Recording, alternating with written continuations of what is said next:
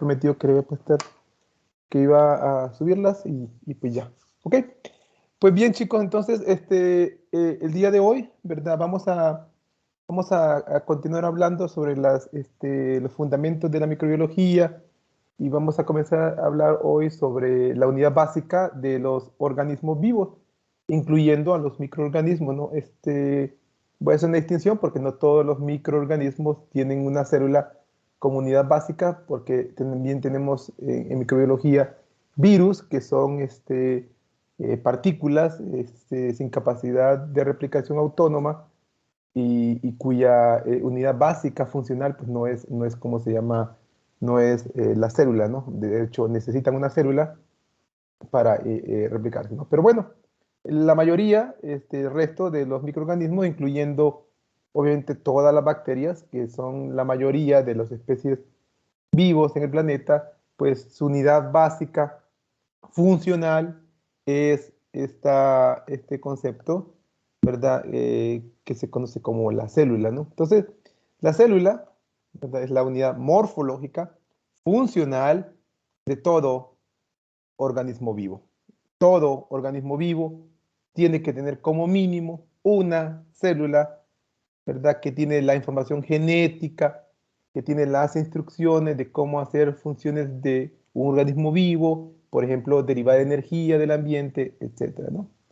Entonces, todos los organismos vivos tienen que tener esta unidad que es reproducible, que es heredable, es decir, que esta célula, por ejemplo, tenemos una célula que tiene un flagelo, una bacteria que tiene un flagelo, ¿verdad? Este organismo vivo está vivo si es capaz de absorber energía del ambiente, energía más nutrientes. Entonces, asimila energía, nutrientes del ambiente y tiene muchas funciones de crecimiento, pero la función más importante de todo organismo vivo es que puede ser capaz de utilizar esa energía para replicarse. ¿Y cuándo se reproduce? Cuando se reproduce, pues produce dos organismos que son idénticos. Y esta característica del organismo vivo, pues le llamamos la capacidad de herencia, ¿no? Entonces, herencia es una característica importante de los organismos vivos, es decir, que las instrucciones que tiene esta célula, imaginen que este es un software, un programa de computación, ¿verdad? Tiene un código, pues resulta que las células que se derivan de esta célula también tienen el mismo código, tienen el mismo potencial, ¿no? Entonces tiene una unidad que es reproducible, ¿verdad?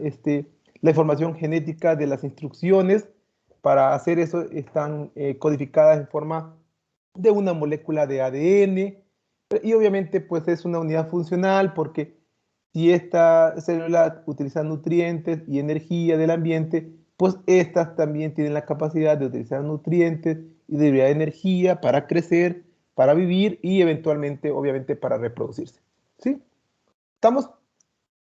Entonces, es nuestra unidad básica de funcional de todo organismo vivo, ¿no? Incluyendo a los microorganismos. ¿Sí? Muy bien. Entonces, el término célula, pues, derivado de este señor que se llama Robert Hooke, que era presidente de la Royal Academy of Science en Inglaterra, y él pues cuando lo observó en un microscopio, pues decía que las células, porque observó primero células vegetales, por ejemplo, si ustedes agarran una raíz y la miran bajo el microscopio, pues se van a dar cuenta de que se ve así.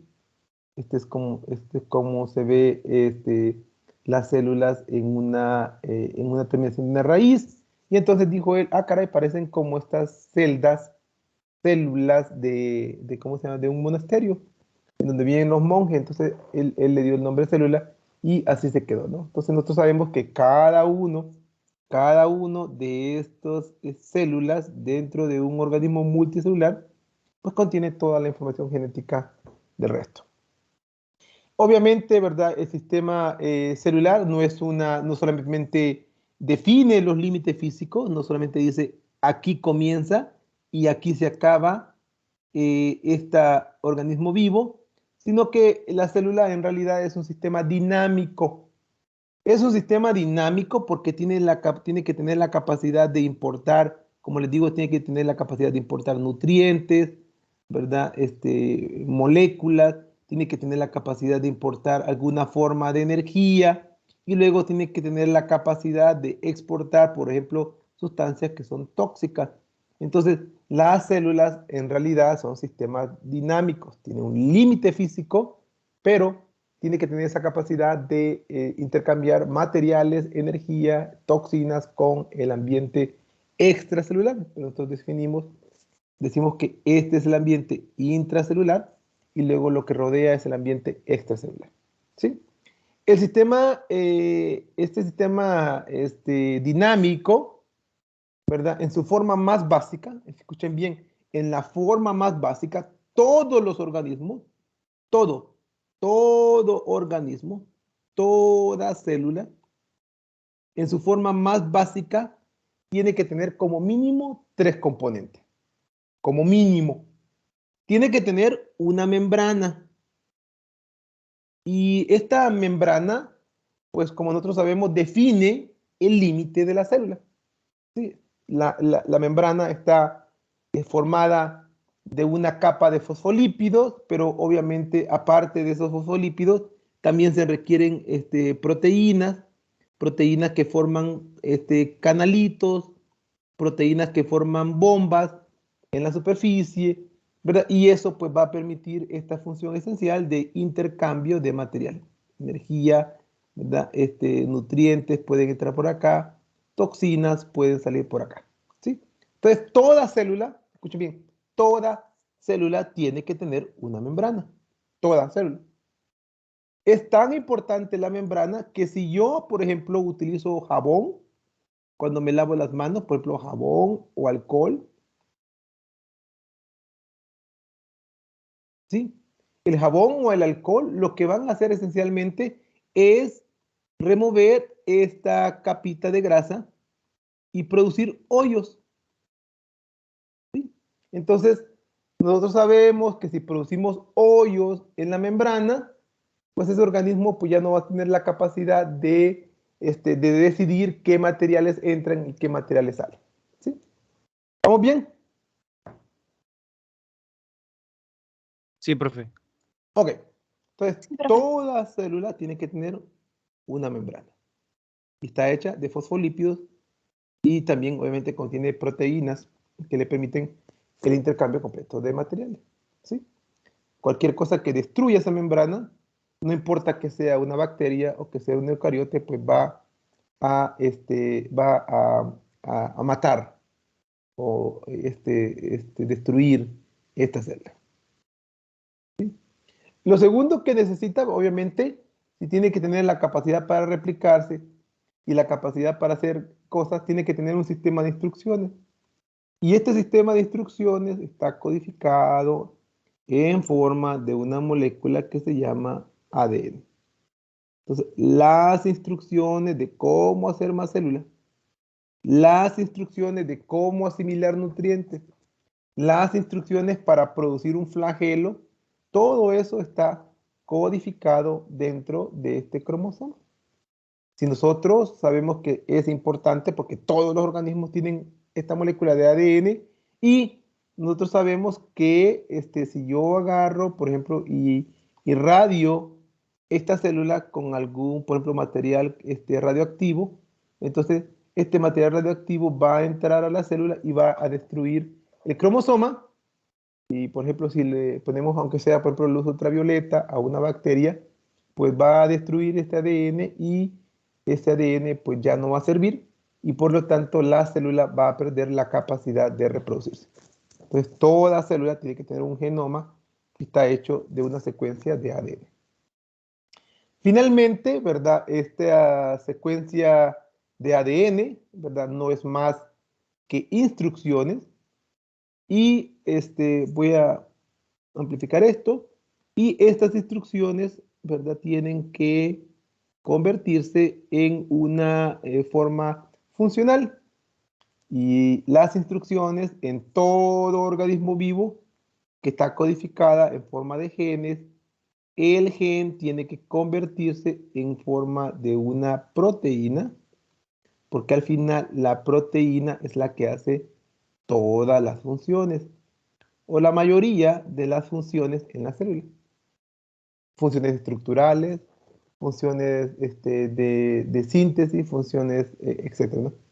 Y para ello, entonces, la célula, para convertir una información en forma de ADN a una forma de proteína, la célula requiere de unos organelos que se llaman ribosomas. Entonces, en su forma más básica, chicos, estoy hablando de la forma más básica, ¿no? Esto fue la primera célula que existió en el planeta, pues tenía ribosomas, tenía una secuencia de ADN y tendría una membrana fosfolipídica. ¿Por qué nosotros pensamos que toda célula o la célula más primitiva tenía todo esto? Porque en la célula moderna nosotros vemos que estas tres funciones existen en toda célula. Desde la más pequeña, por ejemplo, una bacteria de micoplasma, hasta un organismo más avanzado como un humano o un delfín. Sabemos que si yo afecto la integridad de la membrana con jabón, detergente o algún solvente orgánico, destruyo la célula. Si yo afecto la integridad del ADN y no se puede reparar, destruyo a la célula. Y si yo afecto la función o estructura de un ribosoma, también destruyo a la célula. ¿Sí? ¿Estamos? Profe, Dígame. ¿cómo es que si nos colocamos jabón en la piel o así no nos mata las células, pero sí es capaz de matar las bacterias? Porque la célula de la piel, la capa más externa de la piel, ya está muerta. Oh, ok. Lo que usted tiene aquí en la piel es como una cascarita. Está hecho de pura proteína que se llama queratina. ¿Sí? Ujú, Sí, gracias. ujú. ¿Alguna otra pregunta?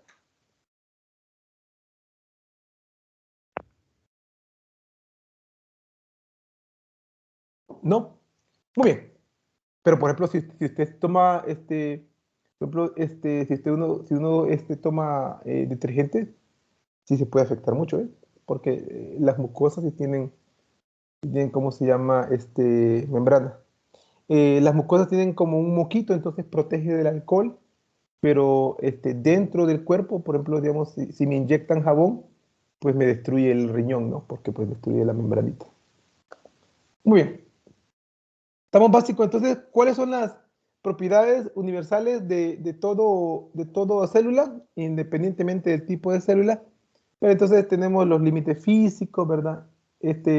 Límite físico-químico, que en realidad es una estructura dinámica porque permite seleccionar qué moléculas entran, qué moléculas salen, y está hecho de una membrana fosfolipídica, principio de la compartamentalización, tiene un citoplasma, que es un medio acuoso, ¿verdad? Es un medio acuoso, tiene agua, no solamente es agua, porque dentro de este citoplasma hay nutrientes, también hay proteínas, hay organelos, en el caso de las bacterias, pues ahí está el ADN, ahí está todo. Entonces, tiene energía, tiene todo esto. Tiene un sistema de almacenamiento de la información genética, acabamos de decir esto, que son instrucciones necesarias para este principio universal que es la herencia, y esta información genética en todo organismo vivo está codificada en forma de ADN, ¿verdad? Y el ADN no es más que una hebra de doble cadena, y esta doble cadena tiene estructura o tiene simetría helicoidal, es decir, que está enrollada una hebra alrededor de la otra, y si nosotros tenemos un aparato para darle, secuenciar esta secuencia, este hilito, pues vamos a ver que tiene 4 nucleótidos: timina, guanina, citosina, adenina, en una hebra, y vamos a ver que en la otra hebra complementaria tiene nucleótidos que son complementarios: timina es complementario con adenina, guanina es complementario con citosina, citosina es complementario con guanina, y adenina es complementario con timina.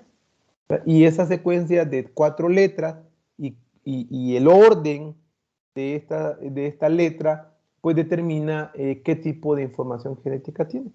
¿Sí? Y lo otro que necesita es que recuerde que este código simplemente es una instrucción, ¿verdad? Digamos que es como cuando yo le digo, mire, vamos a hacer esta tarea y les doy la instrucción.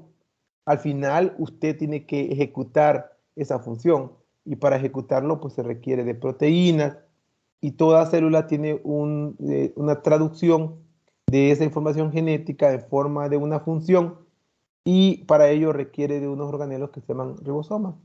Los genes, que son moléculas de ADN, se transcriben en forma de un mensaje de ARN y luego el ribosoma convierte esta información en forma de una proteína. Algunas proteínas son estructurales, por ejemplo, ahorita estamos hablando del flagelo, entonces este flagelo pues tiene un motorcito acá y luego tiene como un hilo grandote, ¿verdad? Y este tiene función estructural y en su base pues tiene un sistema de bombeo de protones que le permite a este hilito rotar y mediante esta rotación entonces las bacterias tienen movimiento, ¿sí? La bacteria puede ir a buscar comida o puede ir a buscar ¿cómo se llama? Oxígeno o puede huir, por ejemplo, de un neutrófilo o puede huir de una dosis letal de antibióticos, ¿sí? Todas estas funciones pues, están hechas por proteínas estructurales y luego tenemos proteínas que tienen funciones catalíticas. Mira, aquí es donde quiero aclarar un concepto importante.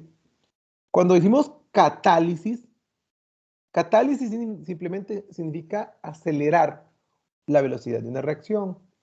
Entonces, por ejemplo, ¿verdad? Si yo agarro una molécula de agua oxigenada, esta es agua oxigenada, dos moléculas de agua oxigenada. Esta agua oxigenada con el tiempo, si yo lo dejo el bote de agua oxigenada ¿cómo se llama? A que se desdoble, pues sí, con el tiempo se va a desdoblar en forma de una molécula de agua más oxígeno. Dos moléculas de agua más una molécula de oxígeno. ¿Verdad? Sin embargo, ¿verdad? Esto tardaría más o menos en forma natural, tardaría más o menos como unos 30 años, 20, 30 años, pero si yo pongo aquí una enzima que se llama, por ejemplo, una catalasa, entonces la catalasa, en lugar de hacerlo esto en 30 años, lo va a hacer esto en, digamos, un segundo, 1 a 2 segundos. ¿Sí? Si no me cree, ¿verdad? Agarre, ¿cómo se llama? Levadura de cerveza, ¿sí? Agarre un poquito de levadura de cerveza, lo puede comprar en el supermercado, agréguele unas gotas de agua oxigenada y va a ver cómo empieza a tener este efecto efervescente. Lo que está ocurriendo es que catalasas en la levadura pues están desdoblando el agua oxigenada en agua más oxígeno y el oxígeno pues es el que produce la burbujita. Entonces, las enzimas simplemente lo que hacen es que cambian el tiempo, entonces las dimensiones de tiempo. Entonces, en lugar de 30 años, esto va a ocurrir en 1 a 2 segundos y le permite a la célula, obviamente, escaparse de una sustancia tóxica que es agua oxigenada. ¿Sí? ¿Vamos bien? Sí, profe. Sí, profe. Muy bien. Entonces, es importante, chicos, es importante que recuerden que ustedes ya llevaron una clase de biología celular. Pero también es importante que empiecen a hablar en términos moleculares y recuerden, ¿verdad? Si no recuerda qué significa ADN, pues entonces le toca a usted ir a aprender qué es ADN. Si usted no recuerda qué es una molécula de ARN, pues le toca ir a estudiar qué es una molécula de ARN. Si usted no recuerda qué es un lípido o un fosfolípido, pues le toca ir a buscarlo, ¿no? Si usted no recuerda qué es una proteína, pues toca volverlo a estudiar. Si usted no recuerda qué es un ribosoma, entonces toca irlo a investigar, ¿no? Entonces, estas moléculas que son básicas, funcionales, ¿verdad? Pues sí tiene que tener un conocimiento relativamente profundo, ¿no? Porque pues yo voy a hablar de estas cosas de forma continua, asumiendo de que usted sabe, ¿verdad? Por lo menos sabe de qué está hecha una proteína, ¿verdad? Por lo menos sabe que las proteínas tienen estructura, y usted tiene que saber qué es una molécula de ADN y todo eso. Muy bien, entonces les comentaba que nosotros sabemos que todas las células en el planeta,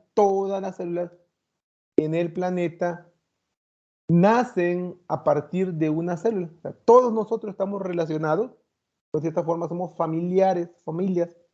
Entonces, nosotros somos familias de las bacterias. Y sabemos porque todas las células hacen todas estas funciones, ¿verdad? Sin embargo, ¿verdad? Hace esta primera célula, que es la que tiene estas funciones muy primitivas, pues sale en el planeta más o menos allá como unos 3.6 mil millones de años. Eso es lo que se piensa que la primera célula aparece en el planeta como por ese tiempo. Y esta célula, ¿verdad? En algún momento, esta célula dio origen a dos hijas.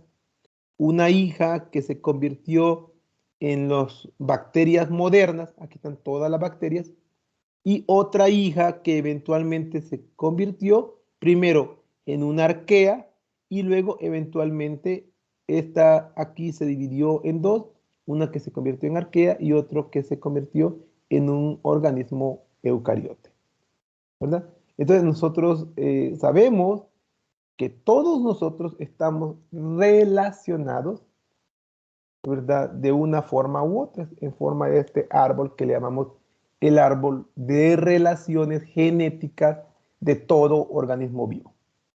Este árbol de acá está hecho a partir de secuencias de ribosomas.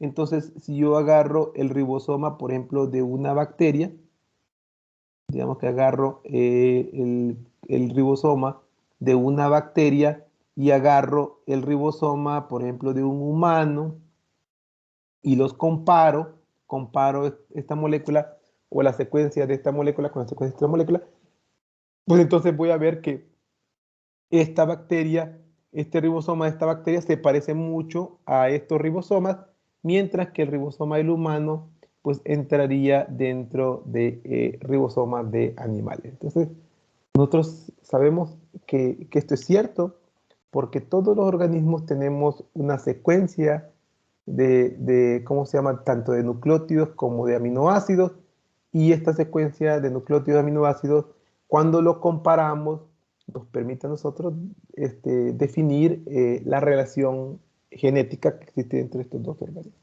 ¿Sí? Muy bien, entonces si usted se fija, ¿verdad? En este árbol hay tres ramas principales.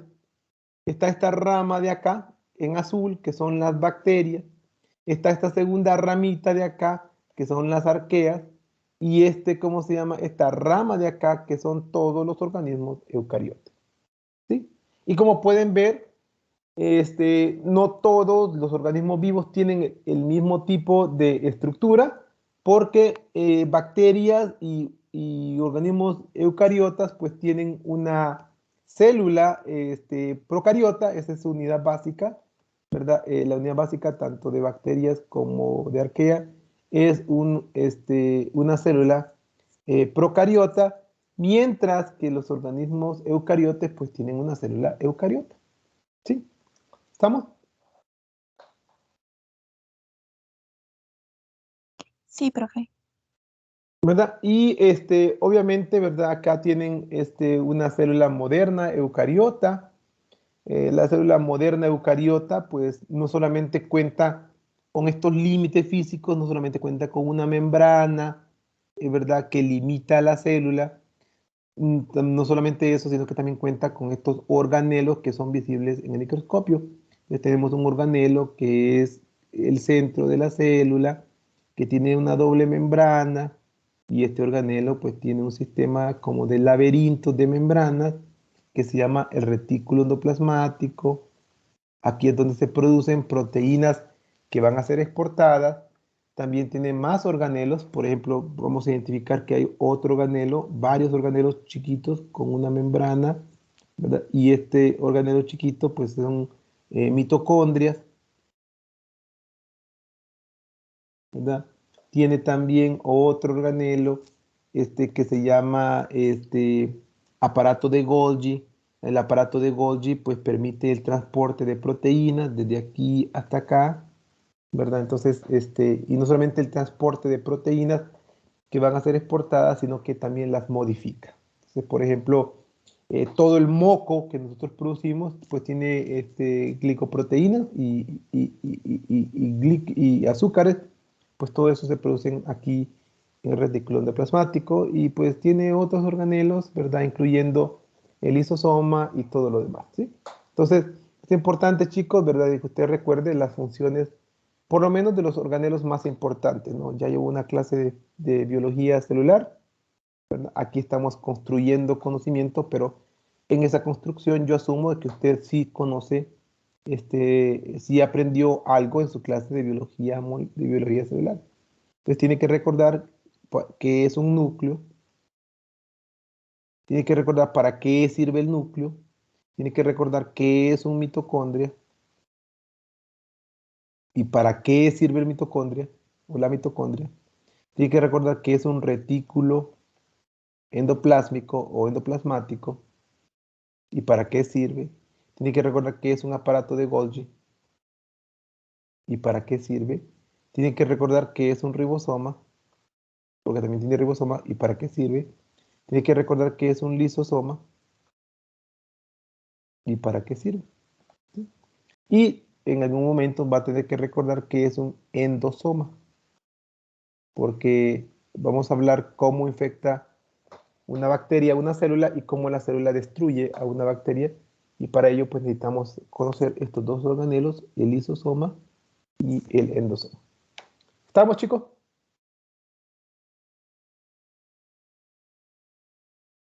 Sí, profe. Muy bien. Y luego tenemos la célula a la que le vamos a dedicar un semestre entero, que es la célula procariota, ¿verdad? Esta célula procariota pues también tiene una molécula de ADN, tiene ribosomas, obviamente tiene una membrana, pero aparte de eso pues tiene una capa externa, una especie como de exoesqueleto, ¿verdad? Que le va a dar la integridad y la forma a la célula procariota, que es la pared celular. Algunas bacterias también tienen este látigo, ¿verdad? En forma, este filamento en forma de látigo, que es el flagelo que les permite a ellos nadar en medios líquidos, ¿sí? Entonces, como pueden ver, estas dos células, esta célula de acá y esta célula de acá son muy distintas. Muy distintas, bueno, tienen funciones básicas idénticas, ¿verdad? O parecidas, pero estructuralmente son muy distintas. Entonces, ¿cuáles son esas diferencias importantes? Y usted tiene que saberlas porque necesitamos aplicar estos conceptos. Muy bien, número 1. Las diferencias estructurales entre las células de los microorganismos, pues aquí tenemos en anaranjado, tenemos las propiedades de una célula eucariota y comparativamente en verde las propiedades de una célula procariota, ¿sí? Entonces, número 1, tamaño, ¿verdad? Sabemos, ¿verdad?, de que si yo comparo el tamaño, ¿verdad?, el tamaño de una célula eucariota, pues este va a ser más o menos el tamaño. Esta es una célula eucariota, aquí está el núcleo, todo lo demás, y lo comparo, ¿verdad? Típicamente esta célula pues mide más o menos, digamos, 10, 20 micrómetros de diámetro. Y si lo comparo con una bacteria, pues me doy cuenta que la bacteria es más o menos así. Una bacteria en promedio mide una micra. ¿Sí? ¿Estamos? Sí, profe. Sí, profe. Ok. Ahora bien, todo el mundo sabe eso. Todo el mundo sabe que una célula procariota es muy, muy, muy pequeña, pero, ¿verdad? Ahora tenemos que saber qué significa eso. El hecho de que sea tan pequeña y que esta célula la estoy agrandando acá, de que esta célula sea tan pequeña, pero que tenga a tener la misma función, entonces esta célula tiene ahora algo que le va a afectar mucho, que es la presión interna.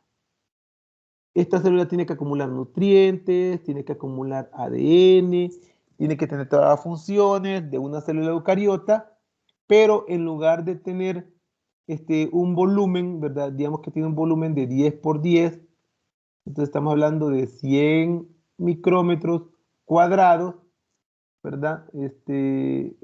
¿Verdad? Acá tenemos un volumen de 1 micrómetro cuadrado. Entonces estamos hablando de diferencias en volumen de 100 veces, y esto pues pone un montón de presión interna en la bacteria.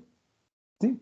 Ahora bien, entonces como la bacteria sufre de este fenómeno de la presión interna, ¿verdad? El ADN está empacado en unas ¿cómo se llama? Condiciones muy compactas, y para ello entonces la célula procariota, a diferencia de la célula eucariota, la célula procariota necesita de una capa externa. Y esta capa externa, pues entonces nosotros sabemos que esta capa externa tiene una estructura que se llama la pared celular.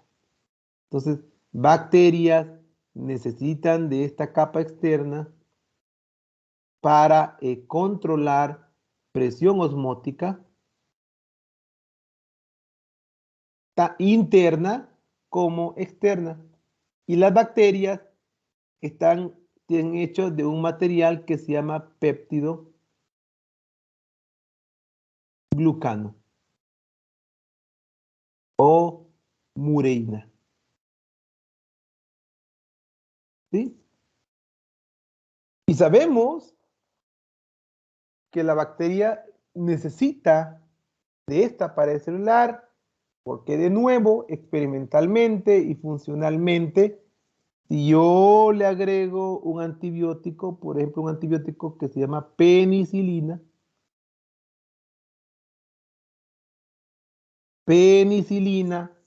afecta la síntesis de péptidoglucano, y si se queda sin péptidoglucano, entonces la bacteria pues no va a tener esta pared celular. Sí tiene esta pared celular, pero queda completamente interrumpida.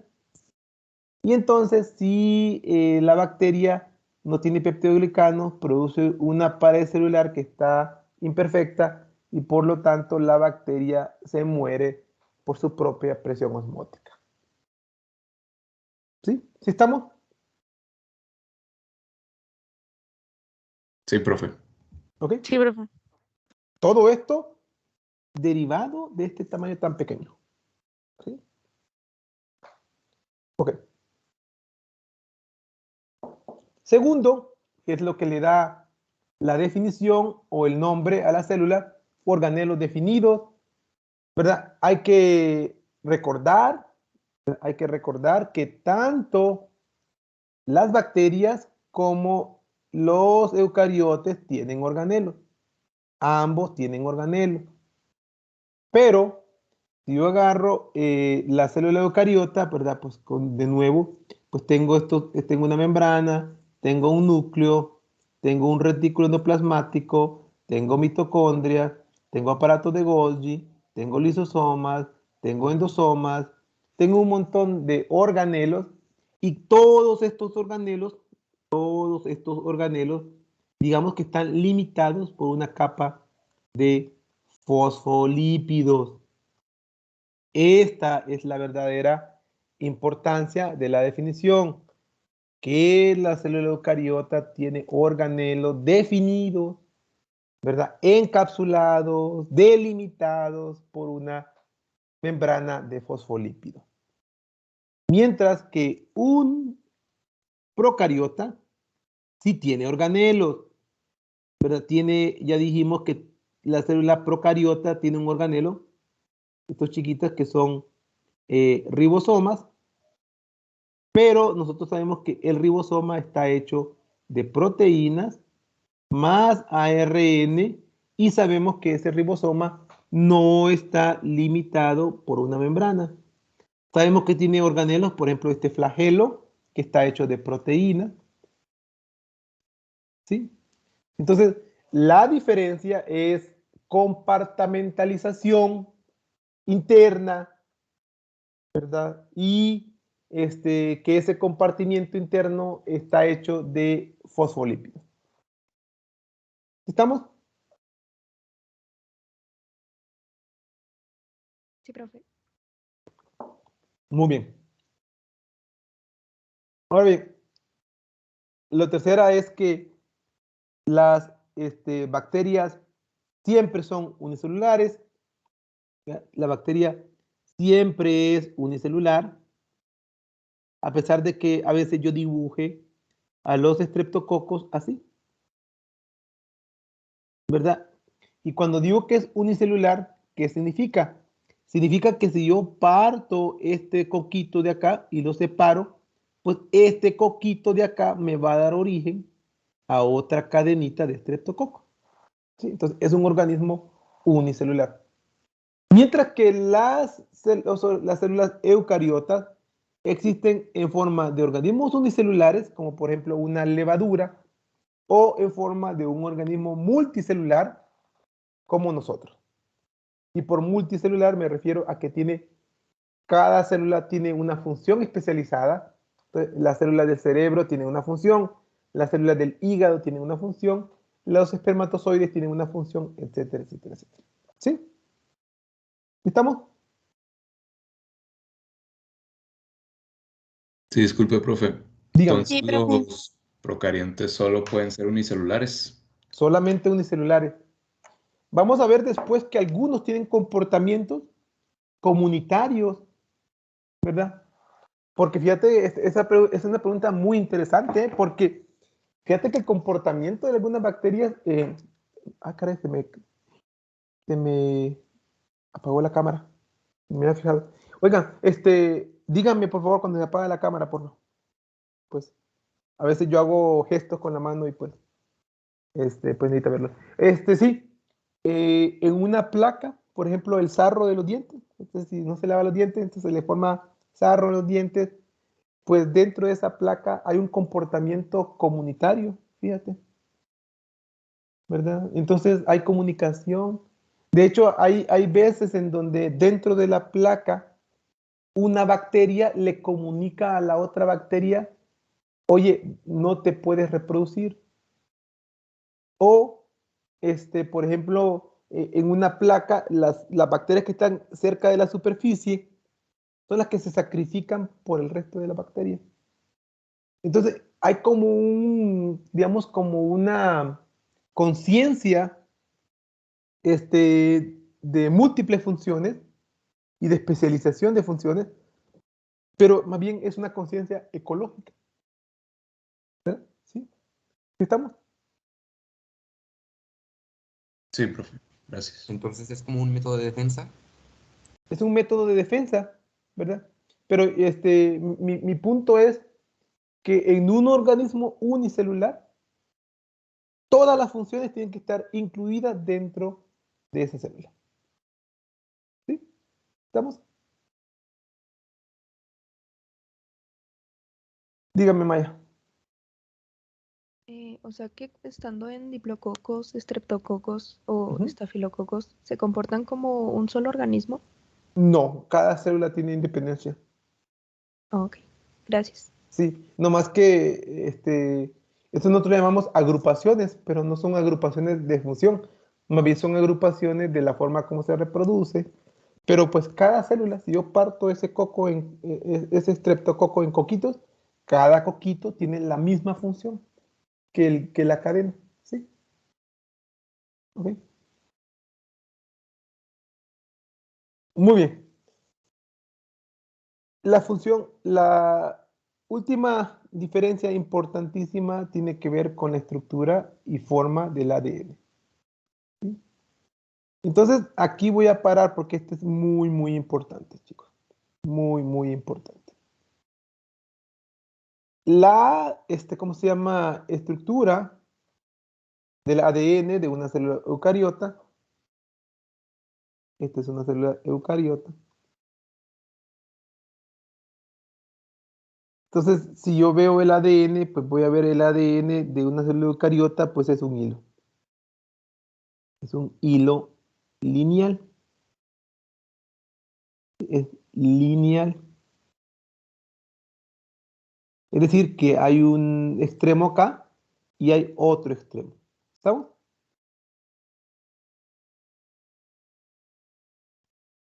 Sí, profe. ¿Ok? Mientras que en las procariotes, en todo organismo procariote, el ADN es circular.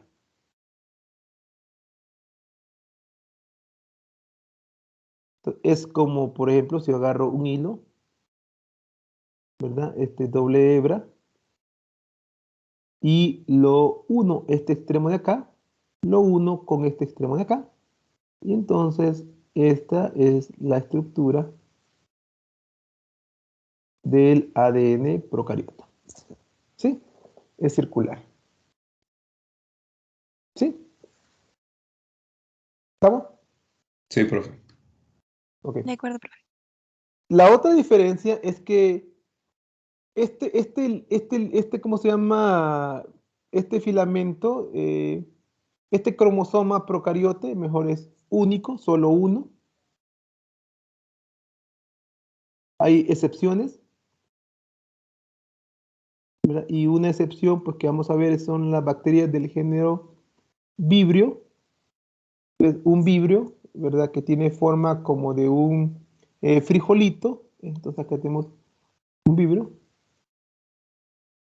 ¿verdad? Este vibrio, en lugar de un cromosoma, pues tiene dos cromosomas.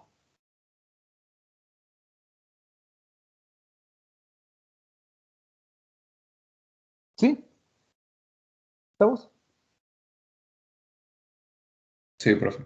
Pero ambos son circulares. Mientras que en un eucariote, pues, por ejemplo, en un humano, por ejemplo, en una levadura, ¿no? Entonces, una levadura, por ejemplo, en una levadura tenemos múltiples cromosomas. Todos tenemos por lo menos dos cromosomas. Entonces, acá tenemos un cromosoma lineal y luego tenemos otro cromosoma lineal, ¿sí? Entonces, por lo menos dos cromosomas.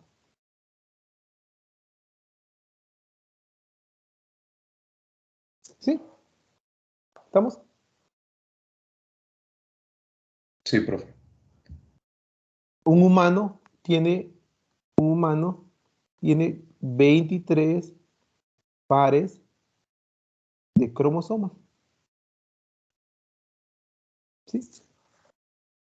Vamos bien. Ok. Vamos bien, ¿verdad? Lineales. Ok. La otra diferencia es la estructura del cromosoma. Nuestro cromosoma eucariote, este hilo de ADN está enrollado alrededor de proteínas llamadas histonas. Enrollado, empacado, condensado en proteínas histonas. ¿Sí? Y entonces, ¿verdad? Este hilo de ADN estaba así. Aquí está el hilo. Este es un hilo de ADN. Y luego, pues, tenemos unas proteínas que se llaman histonas. Y estas histonas, pues, tienen forma como de una bobina, como un cilindro. Y entonces, ¿verdad? El ADN, pues, se enrolla alrededor de este cilindro. Entonces, así, en forma de enrolladita, enrolladita, ¿verdad? Y luego alrededor. Entonces, esto significa que nuestro ADN es más compacto.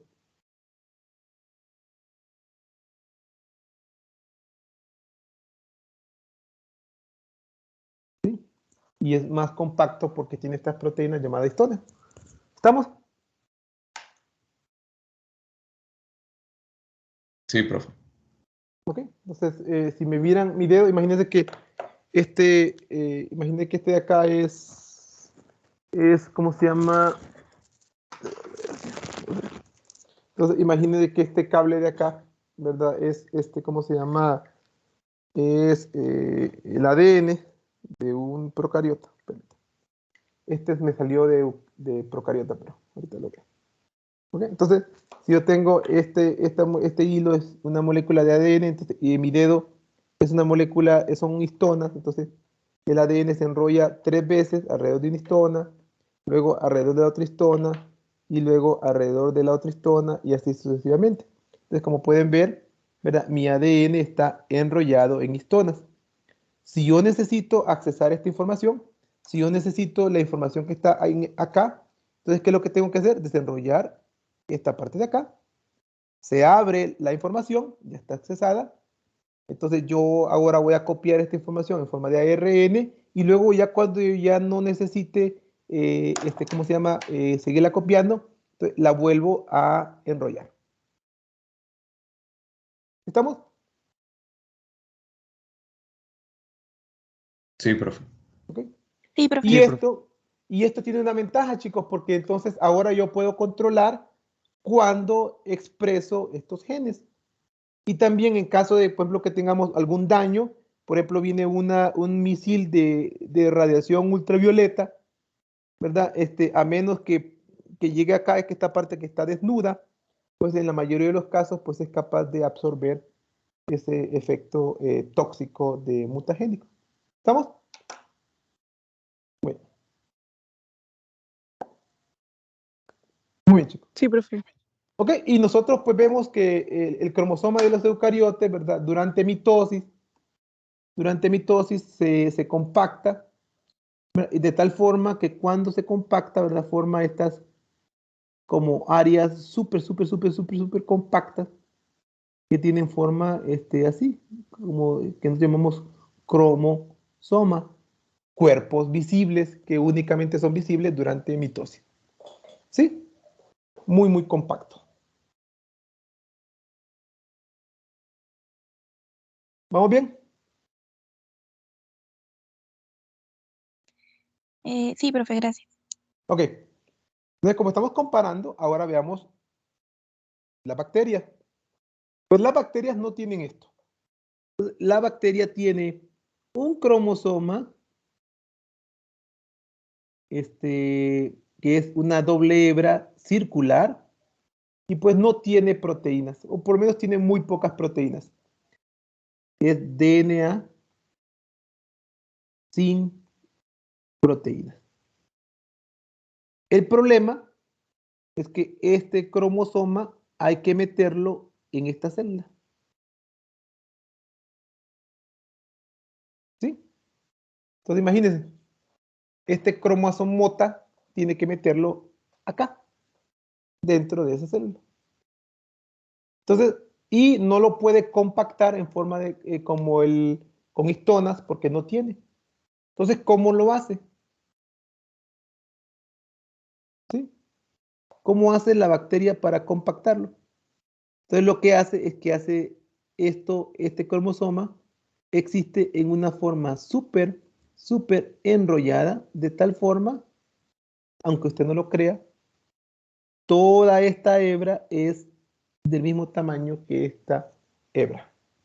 A esta forma nosotros le llamamos una forma súper enrollada.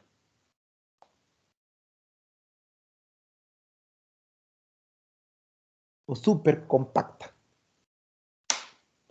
¿Cómo está enrollada? Pues mira, ahí está el ADN. Está así, mira. Entonces, ve que tengo un nudo. ¿Sí?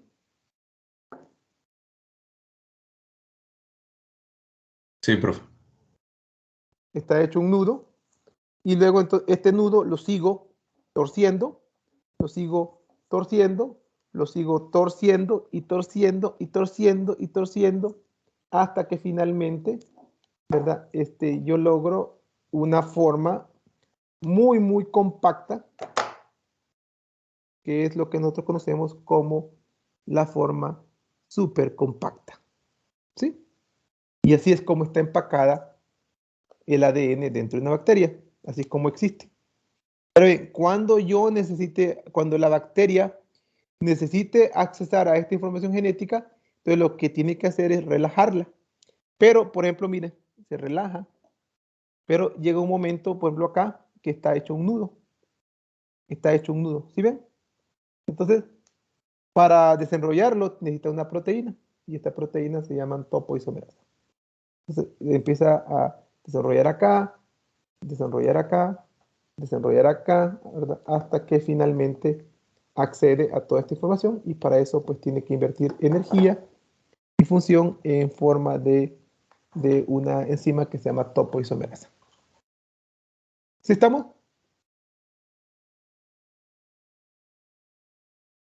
Sí, profe, gracias. ¿Ok?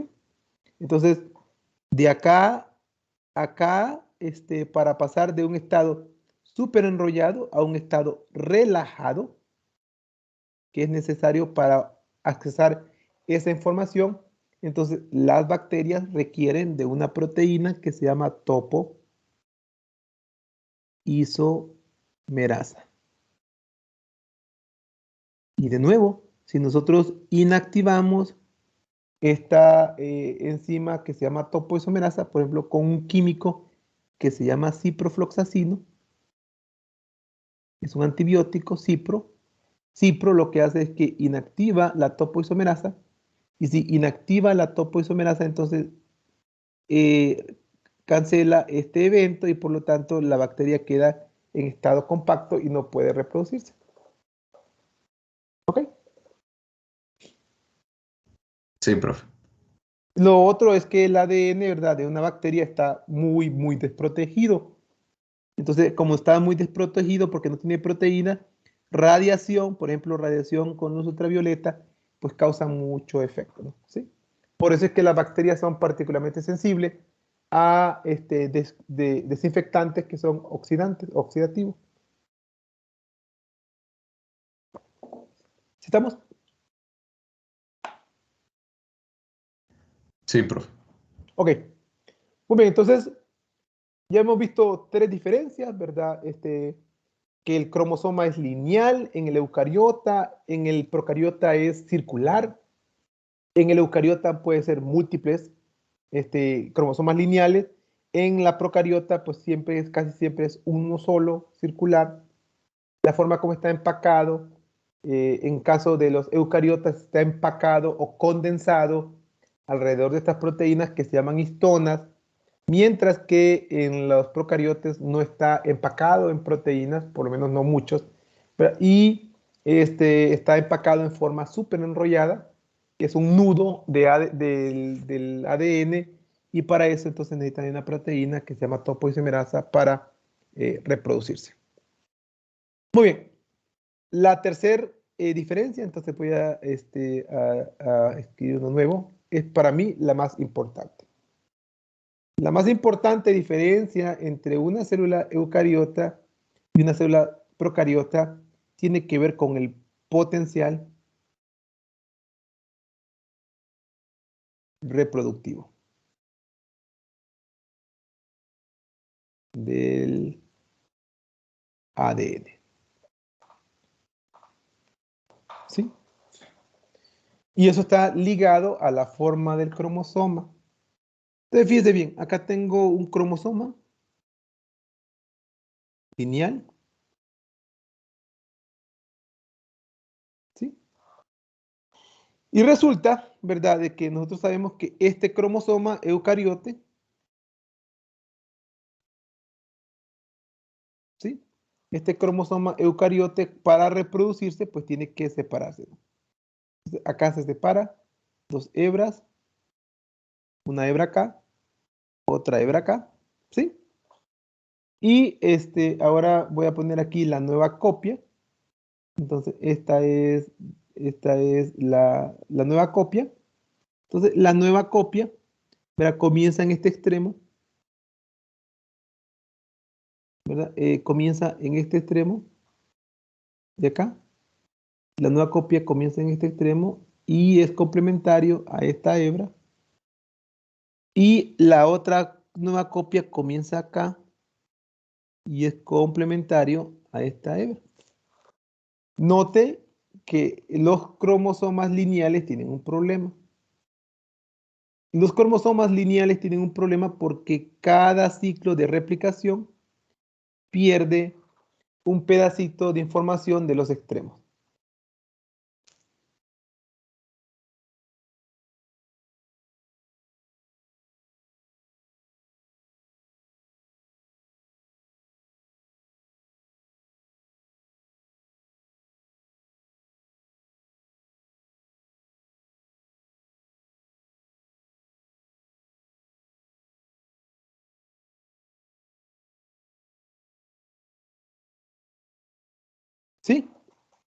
¿Estamos? Sí, profe. ¿Ok? Entonces, esta información que se pierde durante cada ciclo, pues no debería ser importante. De hecho, lo que las células han hecho, ¿verdad? Para no sacrificar material, es que este extremo de acá y este extremo de acá contiene unas estructuras que se llaman telómeros. ¿Sí? Y estos telómeros, pues son secuencias repetitivas que se pierden durante cada replicación. Entonces, por ejemplo, ¿verdad? Digamos que tenemos una secuencia así, G, G, A, C, C, G, G, A, C, C, G, G, A, C, C. Esta es una secuencia, esta es una secuencia, esta es una secuencia repetitiva. Y cada ciclo de replicación se pierde uno. Entonces, digamos que aquí está el extremo. Entonces, cuando este cromosoma se divide, la segunda vez únicamente copia esto. La tercera vez únicamente copia esto. Y la cuarta vez, pues ya no tiene nada. Entonces, estos telómeros que tienen secuencias repetitivas,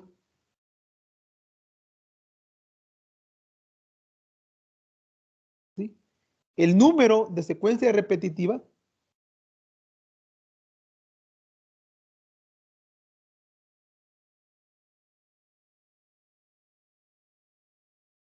del telómero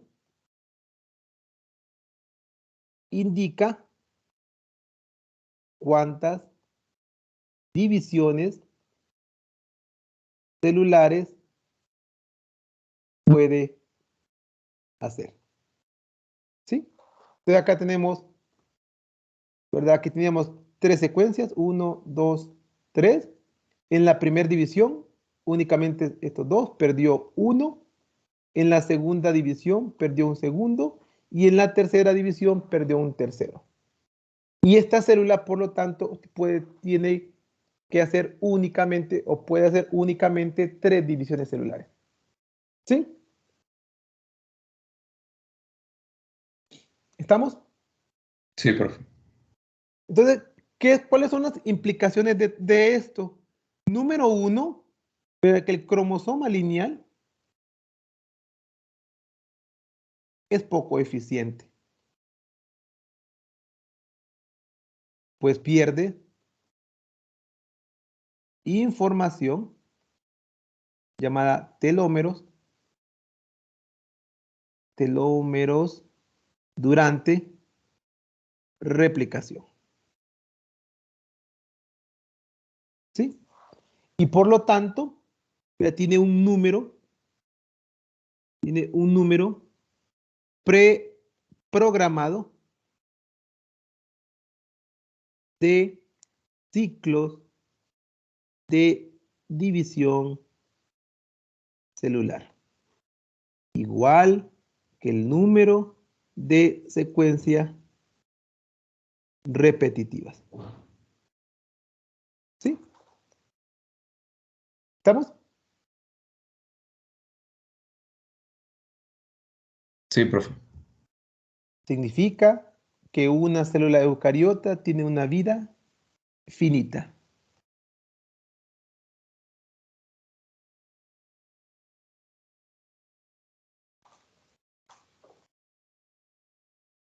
¿Sí? Y una vez que se acaban, una vez que se acaban las secuencias repetitivas, nosotros decimos que esta célula envejece. ¿Sí? Profe, ¿puede repetir esa última parte? O sea, cuando se acaba, digamos que este es un cromosoma. ¿Sí? Entonces, este es un cromosoma. Y aquí están los telómeros, un telómero, dos telómeros, dos secuencias, 3, 4.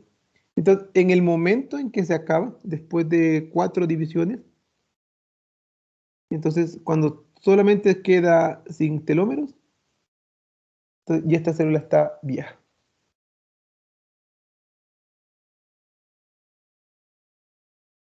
Y esta célula vieja ya no se puede reproducir. No tiene permiso para reproducirse. ¿Mm? Sí, profe, gracias.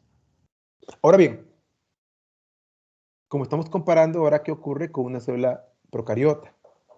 Pues con una célula procariota no tiene esos problemas, porque nosotros sabemos que el ADN es circular. Acá está el ADN de una célula procariota, este cromosoma, ¿sí? Y entonces, ¿verdad? Igual, ¿no? Cuando se divide, entonces tenemos una hebra acá y tenemos otra hebra acá, ¿sí? Y entonces, como no tiene extremos, pues no importa, ¿verdad? Por ejemplo, ¿qué pasaría, por ejemplo, si comienza acá? Digamos que digamos que este es el punto 0. Este era el extremo 0 y este era el extremo 0 de acá. Entonces sí, ¿verdad? Entonces como no comienza en el mero extremo, sino que comienza acá. Y entonces la copia, ¿verdad? Se va copiando alrededor. Y normalmente si estuviéramos un cromosoma lineal, pararía acá. Pero como es circular, entonces ¿qué va a hacer? Simplemente sigue hasta que llega al final. Igual acá. Comienza acá. Se sigue copiando, copiando, copiando. Normalmente llegaría acá, pero simplemente sigue. Entonces, bacterias no tienen telómeros.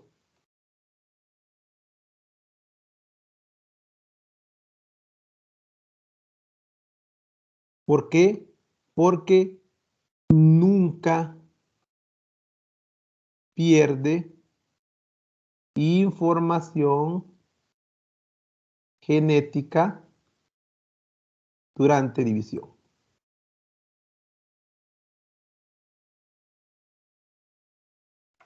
¿Sí?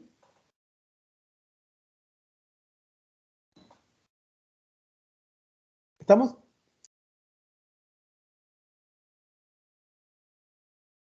Sí, profe. Es decir, que bacterias tienen vida infinita y nunca envejece genéticamente. ¿Sí? ¿Sí? Y lo tercero es que bacterias se pueden reproducir infinitamente, ¿verdad?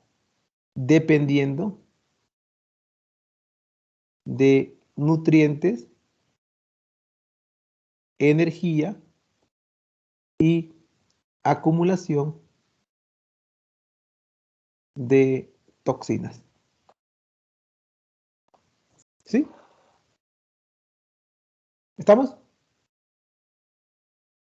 Sí, profe. Sí, profe. Bacterias son inmortales en cierta forma. Y luego, por ejemplo, esta bacteria se reproduce en 2 y esta de acá se reproduce en 4, ¿verdad? ¿Sí? Y lo mejor de todo, ¿verdad?, es que esta bacteria de acá es igual de joven que esta bacteria de acá. No hay ningún tipo de proceso de envejecimiento. ¿Sí?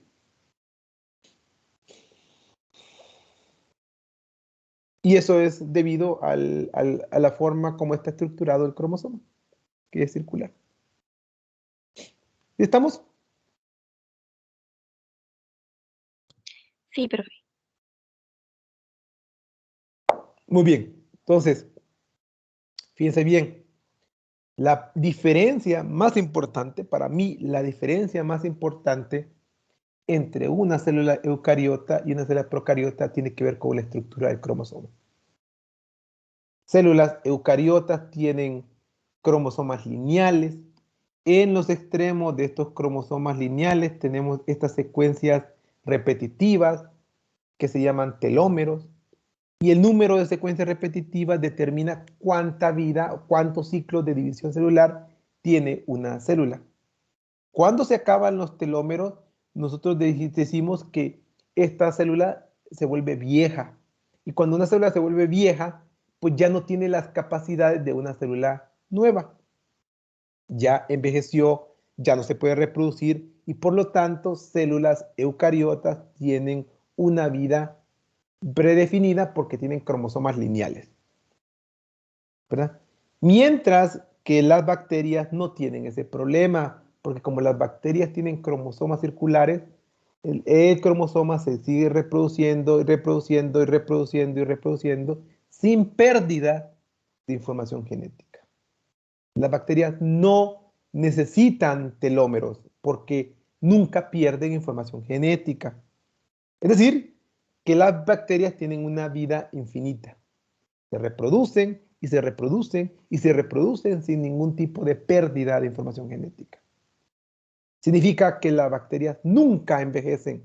La única forma como puede envejecer una bacteria es mediante pérdida de nutrientes, pérdida de energía o acumulación de toxinas. ¿Sí? ¿Estamos? Profe, pero Sí, información pero genética sí pueden estar ganando porque cómo se vuelven entonces resistentes a los antibióticos. Ah, pero eso es otra cosa. Porque eso son otras cosas porque intercambian fragmentos de material genético con otras células. ¿Sí? Ok, gracias. Sí. Después, vamos a hablar después, cuando hablemos de plásmidos, le vuelvo a contestar esa pregunta, ¿ok? Ok, muy bien. ¿Alguna pregunta entonces antes de continuar? Entonces ahí están ¿cómo se llama? Las diferencias entre una bacteria y una eucariota, ¿verdad? Y pues como pueden ver, pues las bacterias no tienen telómeros y tienen una vida infinita, ¿sí? Pueden intercambiar información genética con otras bacterias, pero en forma de plasmido, ¿no? ¿Qué es otra tercera división, otra tercera, digamos, diferencia? Y es que las bacterias, pero no todas, algunas bacterias tienen un cromosoma. Aquí está, ay, caray. Aquí está el cromosoma. Y otras bacterias tienen estos fragmentitos de ADN chiquititos que son plásmidos. Y esos plásmidos, como dijo su compañera, pueden intercambiarse con otra bacteria.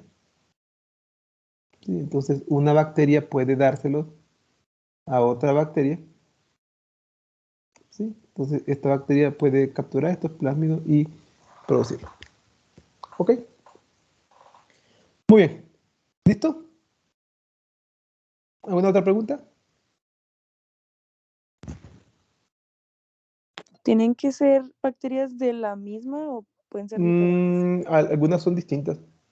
De hecho, algunos plásmidos vamos a ver en el tercer parcial, cuando hablemos de genética, vamos a analizar un plásmido que tiene fragmentos de enterococos, de estafilococos, tiene fragmentos de Escherichia coli, tiene fragmentos de Salmonella. Entonces quiere decir que ha ido moviéndose por todas estas bacterias y a medida que se mueve por todas estas bacterias adquiere más información. ¿Sí? ¿Ok? La mayoría sí tiene razón, la mayoría de los plásmidos tienen únicamente capacidad de compartirse entre bacterias de la misma especie, pero otros no. ¿Sí? Muy bien. ¿Listo? Sí, gracias. Ok, muy bien. ¿Alguna otra pregunta antes de pasar al último tema del día de hoy? Muy bien, entonces mire, ¿cómo se llama? Ahí tiene una bacteria en forma ¿cómo se llama? De un bacilo, de un bastoncito. Y note que pues este bastoncito pues está infectado con estas partículas de color rosadito que son bacteriófagos o virus de bacterias, ¿no? Entonces, como les decía la semana pasada, ¿verdad? En microbiología, nosotros estudiamos dos tipos ¿cómo se llama?, de estructuras reproductivas. Uno que son organismos celulares. Y estos organismos celulares pueden ser procariotas que son bacterias y arqueas, y o eucariotas, que son hongos, hongos, animales parásitos y algas, ¿sí? Muy bien, pero también dentro de los microorganismos tenemos organismos o entidades que son acelulares, que incluye a los virus y a los priones. ¿Sí? ¿Estamos? Entonces, este es el campo de la microbiología. ¿Estamos? Y es un campo muy diverso. Muy bien. Entonces, vamos a hablar ahorita un poquito de cada uno de estas características de estos organismos, ¿verdad? Vamos a hablar de las bacterias, vamos a hablar de las arqueas, vamos a hablar un poquito de los hongos, de los parásitos, de los virus y de los priones. No vamos a hablar de las algas porque las algas pues no causan, típicamente no causan infecciones en humanos, ¿verdad? Porque requieren de sol y generalmente el problema de la salud pues tiene que ver con las toxinas que producen. Pero entonces vamos a hablar de cada uno de estos grupos. Primero vamos a comenzar hablando de los priones. Los priones son unas proteínas infecciosas. Estos priones pues están hechos de pura proteína y no tienen material genético. Están pura proteína. Y esta proteína, ¿verdad? Esta proteína es infecciosa. Es decir, que por ejemplo, ¿verdad? Por ejemplo, una vaca, y esta vaca está contaminada con priones. Y digamos, por ejemplo, que esta vaca sufre de un mal que nosotros llamamos el mal o la enfermedad de la vaca loca. Nombre correcto es encefalopatía espongiforme bovina, y se le llama así porque esencialmente el cerebro de la vaca queda llena de hoyos, parece como una esponja, porque estos priones matan neuronas. ¿Sí? Pero esto es lo que se descubrió a finales del siglo pasado, es que estos priones de una vaca, pues digamos que terminan en una hamburguesa, y si terminan en una hamburguesa y se los come un humano, en algunos humanos también causa el mismo problema. El humano desarrolla síntomas tipo Parkinson, ¿verdad? Es decir, que pierde el movimiento, va a tener tembladera, pérdida del movimiento y eventualmente se muere. ¿Sí? Ahora bien, lo interesante de esta transmisión o de esta enfermedad, ¿verdad? De la vaca al humano, es que rápidamente se descartó una bacteria porque no responde a antibióticos. Se descartó un virus porque podíamos agarrar podíamos agarrar el material del cerebro de una vaca y lo podemos irradiar con rayos X, con rayos gamma, que normalmente destruye al ADN, y en el caso de un virus, pues entonces lo destruimos y no sería infeccioso. Pero estos priones sí son infecciosos a pesar de someterlos a radiación ultravioleta y radiación gamma y todo eso. Entonces, los priones pues están hechos de pura proteína, no tienen material genético. Entonces, ¿cómo es que son infecciosos? Pues este es el proceso normal. Acá todos nosotros tenemos una proteína que le vamos a llamar, ¿cómo se llama? Proteína prión normal. ¿Sí? Está en el cerebro de todos los animales, sobre todo de los mamíferos. ¿Ok? Esta proteína normal, ¿verdad? Existe en forma de bolitas. Y esta proteína normal, cuando yo ya no la necesite, la destruyo. Entonces, degrado estas dos proteínas cuando ya no las necesite. Es un proceso normal. El problema es los priones. Hola, papito. El prión la proteína prion infecciosa, vamos a poner aquí SC de Scrapie, esta es la infecciosa, esta tiene una forma anormal. Y no solamente tiene una forma anormal, una estructura anormal, sino que esta proteína no se puede destruir. No se destruye.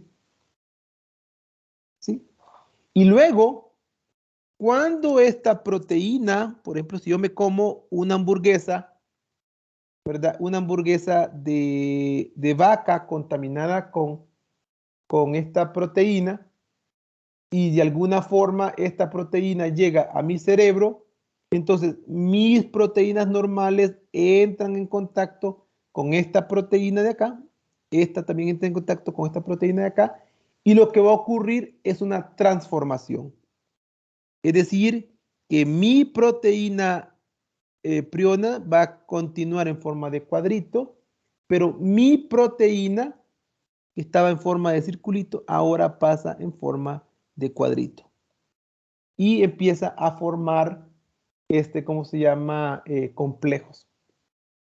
Y estos complejos, ¿verdad? Como pueden ver aquí, la proteína normal se combina con la proteína priónica y se convierte en un complejo de dos proteínas y sucesivamente se empieza a acumular, acumular y acumular y ahora esta proteína no se puede destruir.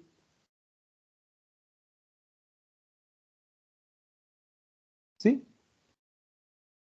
La consecuencia de que esta proteína no se pueda destruir es que esta proteína se acumula en la neurona. Entonces, eventualmente la neurona, tenemos una neurona aquí, y esta proteína empieza a acumularse, acumularse, acumularse, hasta que eventualmente mata a la neurona.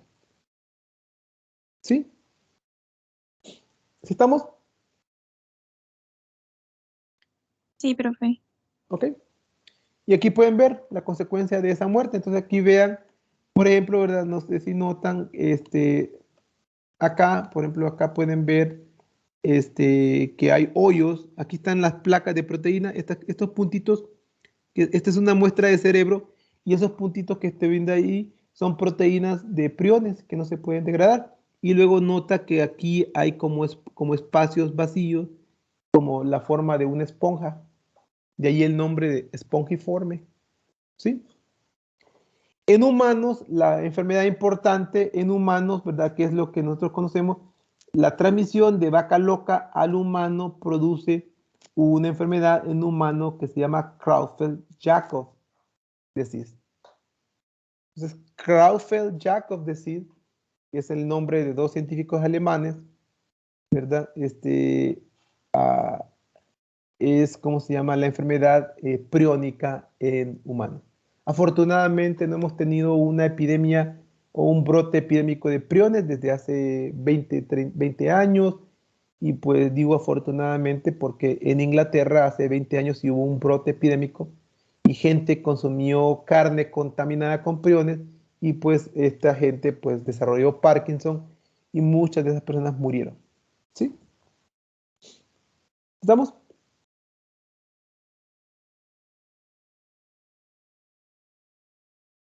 ¿Sí? ¿No? Sí, profe. Sí, profe. Ok, muy bien. El siguiente organismo Profe, es, dígame,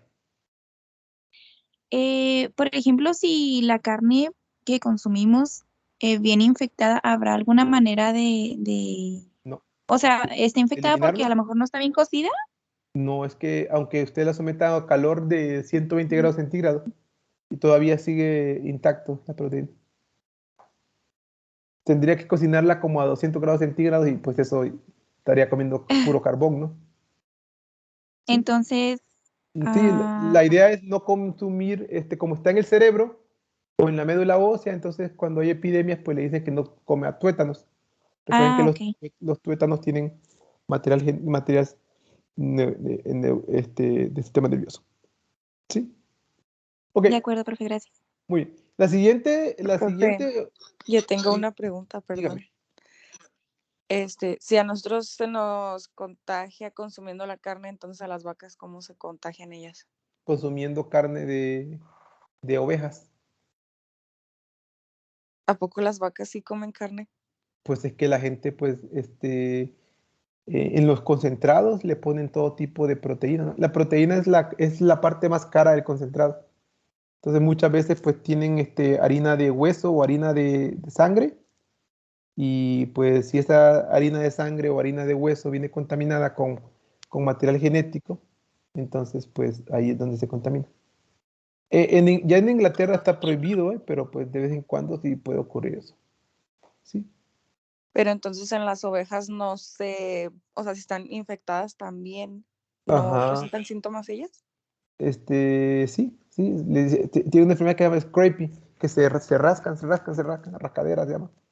Se rascan hasta que pierden toda la piel.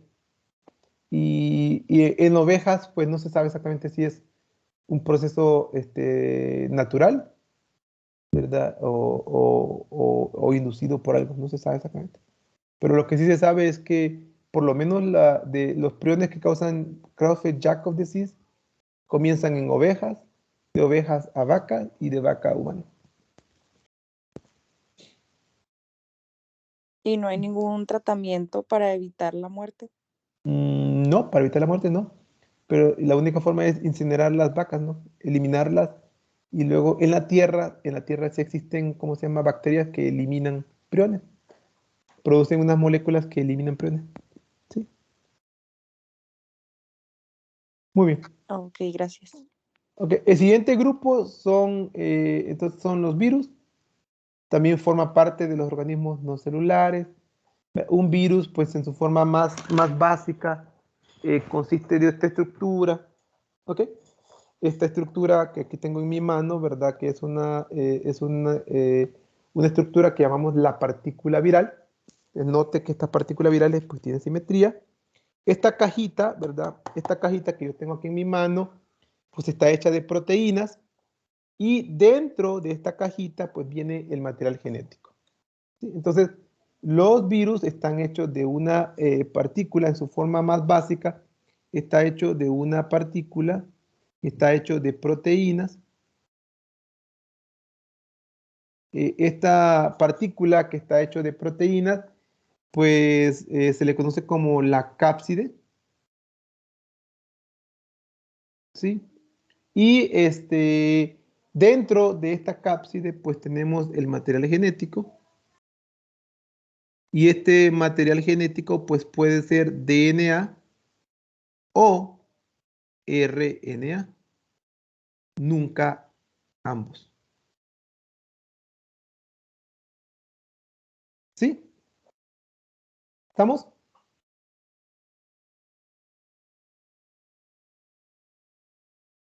Ok, perfecto. ¿Ok? Disculpe, profe. Dígame. Entonces, la estructura proteica es la cápside. Sí, esto.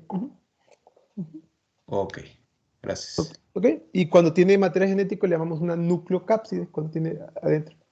Ahora bien, este material genético puede ser ADN o ARN, nunca ambos, ¿verdad? Y algunas partículas, ¿verdad? Algunas partículas pueden ser simplemente la partícula de proteínas, ¿sí?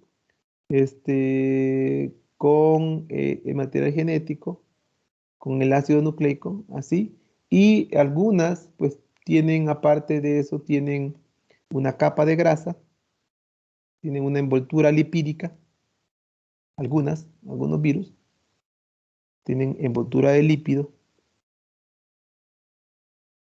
¿sí? Y envoltura lipídica, y tiene unas proteínas aquí en la superficie, ¿sí? Aquí. Y entonces, o sea, como tiene una capa de lípidos, algunos virus nosotros los podemos eliminar con jabón. Entonces, si nos lavamos las manos, por ejemplo, con el coronavirus, nos lavamos las manos con agua y jabón, pues esencialmente lo que estamos haciendo es destruyendo la capa de grasa.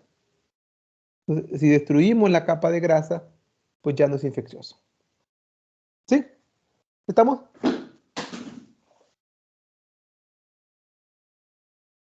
Sí, perfecto. ¿Ok? Muy bien. Entonces, los virus son partículas físicas que están hechos en su forma más básica, están hechos de proteínas y ácido nucleico, Otros, aparte de proteínas, ácido nucleico, contienen una envoltura de lípidos.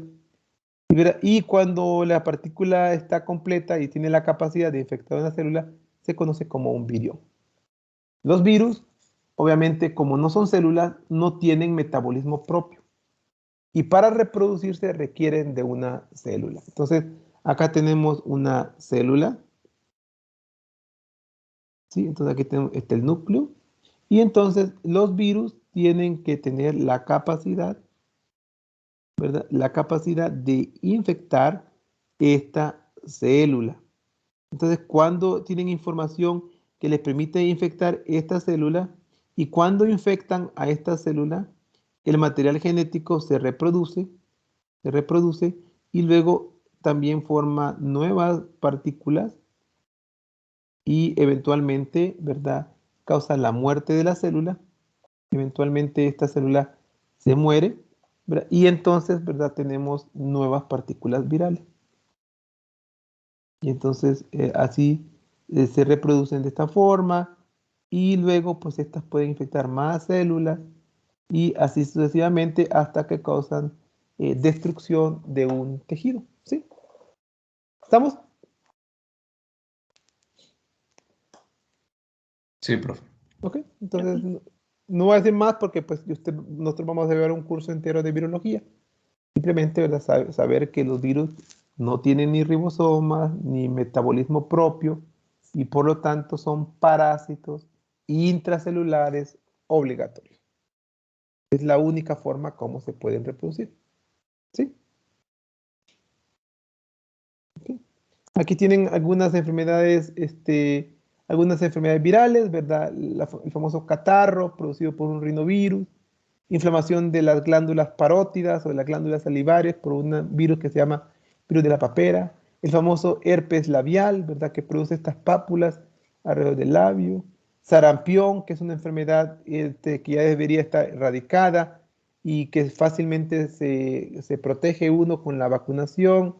Y aquí tenemos el famoso, ¿cómo se llama?, paciente con SIDA causada por un virus que se llama virus del VIH. ¿Sí? Entonces, los virus, pues, obviamente son importantes porque producen enfermedades y, pues, obviamente, pues, no le tengo que decir más a usted porque estamos pasando por una pandemia mundial viral. Muy bien.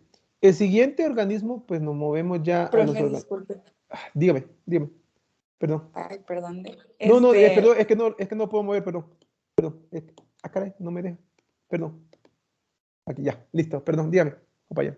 Bueno, es que quería preguntarle cómo es que los virus, o sea, ¿dónde se localizan dentro del cuerpo? ¿Todos entran así y se están en la sangre y son las células que matan? ¿O No, se localizan en un órgano? No, depende del virus. Depende de la forma como entra y depende de si es diseminado o no. Entonces, hay algunos virus, ¿verdad? Hay algunos virus que únicamente infectan el tracto respiratorio. Por ejemplo, influenza. Y la forma como causa daño es porque destruye ese tejido. ¿Sí? Entonces, permítame acá. Entonces, por ejemplo, ¿verdad? Entonces, imagínense, por ejemplo, no sé por qué este lápiz me está fallando. Ok, permítame. Ok, entonces, por ejemplo, ¿verdad? Digamos que tenemos un virus respiratorio. Mejor voy acá. Entonces, mire, entonces tenemos, aquí está mi tracto respiratorio. ¿Sí? Entonces, por ejemplo, este coronavirus, ¿no? Entonces, este es mi tracto respiratorio. Está mi boca. Está la faringe, laringe. Y luego acá está los pulmones. ¿Sí? ¿Vamos bien? Sí. Ok, entonces la partícula viral, estas particulitas de acá entran acá, entran en el aire y luego pues entran, infectan, ¿no? Entonces van infectando y entonces digamos que infectó esta área de acá, entonces infecta esta área de acá, daña esta área de acá, luego pues produce más partículas, ¿verdad? Y entonces las nuevas partículas van infectando acá y destruye esta área de acá. Entonces, aquí tienes lesiones acá. Y en algunas personas, ¿verdad? Algunas personas, el virus puede llegar hasta el pulmón y reproducirse dentro del pulmón.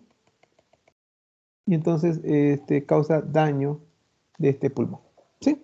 Estamos ahí donde tienes acumulación de líquidos porque empiezas, el cuerpo va a tratar de defenderse, produciendo, sellando los, ¿cómo se llama?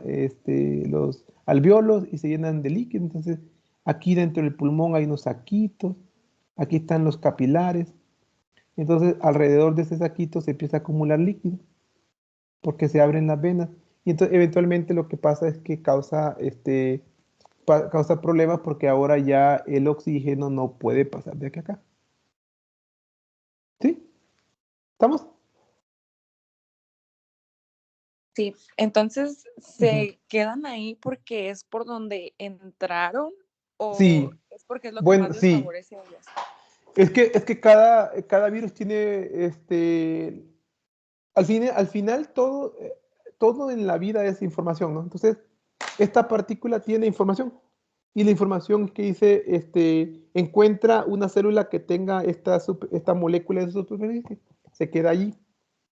Ese es el caso de la influenza, pero el caso, por ejemplo, del coronavirus, aparte de infectar, ¿cómo se llama? Los pulmones, como tú dices, ¿no? Se va más allá. Entonces, este virus entra a la sangre y este virus, pues, tiene la capacidad del pulmón, pues, tiene la capacidad de infectar cerebro. Hemos visto casos de Parkinson, tiene la capacidad de infectar corazón y provoca alargamiento y problemas, arritmias y alargamiento del corazón. Puede infectar el hígado, puede infectar el riñón y también puede infectar el colon y por lo tanto puede perfectamente salir en las heces. No es que en las heces no son tan infecciosas. La forma más fácil como se infecta es a partir del tracto respiratorio de la conjuntiva. ¿Sí? Pero depende de cada virus. ¿Qué célula va a invadir? ¿Sí estamos? Sí, gracias. ¿Ok? Por ejemplo, otro virus, por ejemplo, VIH, ¿verdad? VIH, ¿verdad? ¿Cómo se llama? Inicialmente, VIH infecta a una célula que se llama célula dendrítica. Y esta célula dendrítica lo transporta al nódulo linfático, en donde infecta linfocitos B, linfocitos T, CD4. ¿Sí? Y estos son los que destruyen, ¿no? Entonces destruye estos linfocitos T, CD4, y por eso es que causa una inmunosupresión. ¿Sí? Profe, y hablando de VIH, ¿por qué se dice que muta tanto? ¿Cómo es que funciona esa mutación? Porque es una historia muy larga, compañero. Va a tener que esperarse a la clase de virología, pero esencialmente lo que pasa es que este virus tiene un material genético en forma de ARN y cuando llega a la célula lo reproduce en forma de una molécula de ADN. Entonces, como la célula no tiene esa capacidad, el virus tiene que venir con su propia enzima. Y la enzima que hace esto es una enzima que se llama transcriptasa inversa. Y la transcriptasa inversa o reverse transcriptase, transcriptasa reversa, esencialmente lo que hace esta es que introduce un montón de mutaciones.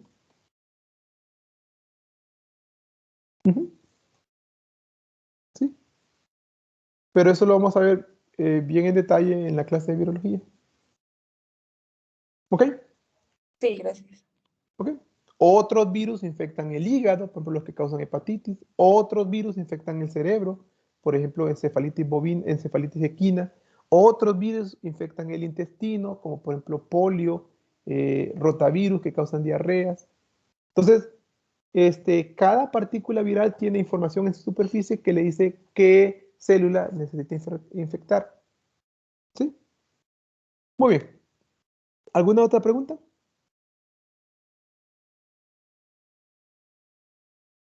¿Sí? ¿No?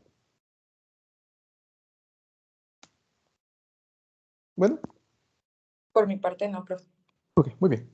Entonces, continuamos. Entonces, mire, esos son los organismos celulares. Entonces tenemos virus, priones, y luego los movemos a los organismos celulares, comenzando con los procariotas. Entonces, los procariotas, ¿verdad? Como hemos visto, pues son organismos microscópicos, unicelulares, muy pequeñitos, que tienen cromosomas circulares, ¿verdad? Y que este cromosoma circular está libre de proteínas y forma una estructura compacta que se llama nucleoide, que tienen tamaño y formas diversas, desde unas bacterias muy pequeñitas como micoplasma hasta unas bacterias muy largas que parecen un hongo como Streptomyces, ¿verdad? En cuanto a necesidad de oxígeno, tenemos bacterias que necesitan oxígeno, otras que no necesitan oxígeno, otras que el oxígeno las mata. Y dentro de las bacterias tenemos bacterias que pueden producir su propia comida, como esta bacteria de acá, que se llama cianobacteria, y otras bacterias que causan enfermedad, como por ejemplo esta bacteria que está ahí, que es una bacteria de salmonela, ¿sí? Entonces, las bacterias obviamente es el enfoque de este curso, ¿verdad? Y obviamente pues vamos a hablar muy en detalle de las bacterias durante el resto del semestre, ¿sí? Entonces, no voy a decir más ahorita de las bacterias, ¿verdad? Pero pues obviamente causan también enfermedades, ¿verdad? Enfermedades respiratorias causadas por estreptococos, estafilococos o Mycobacterium tuberculosis, que produce la famosa tuberculosis.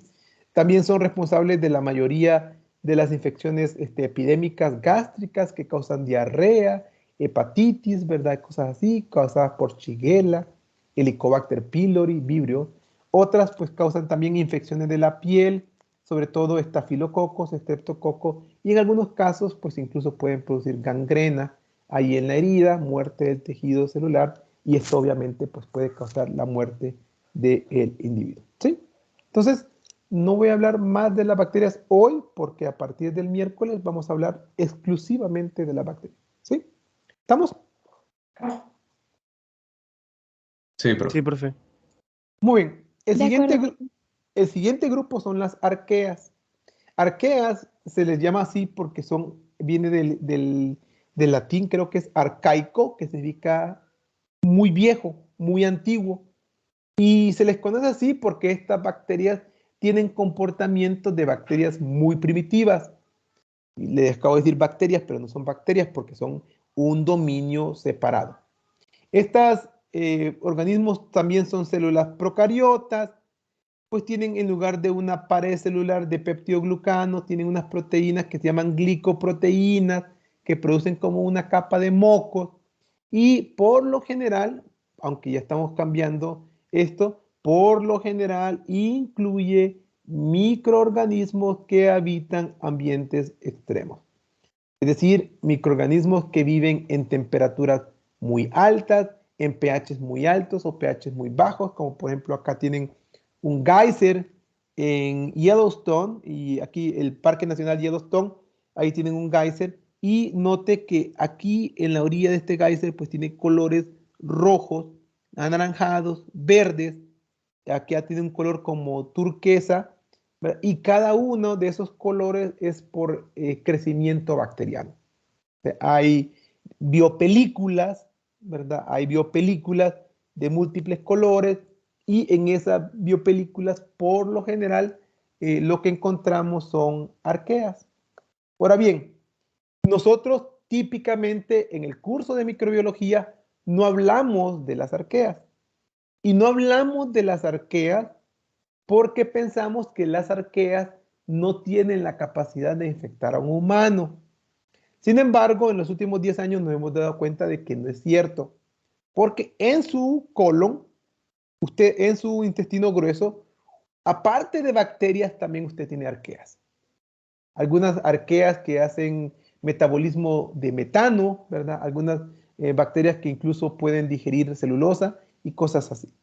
Entonces, poco a poco, ¿verdad? Nosotros hemos ido cambiando estas definiciones de que arqueas únicamente pueden existir en lugares muy, muy, muy calientes, ¿verdad? Por ejemplo, este arquea que se llama Pirococos furiosos, que puede vivir a una temperatura de 100 grados centígrados, simplemente porque ahora sabemos que nosotros también tenemos arqueas en el colon.